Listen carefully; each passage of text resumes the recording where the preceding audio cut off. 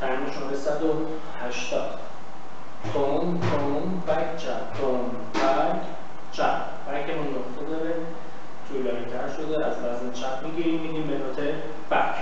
تون تون بک چپ، تون بک چپ، بک تون بک چپ، تون بک چپ، تون تون بک چپ، تون بک. تون تون بک چپ، تون بک. از نوت دوم میگیریم، میدیم به نوت اول بک چپ. پس از اول تون تون بک چپ، تون بک چپ، تون بک چپ، تون بک چپ، تون تون بک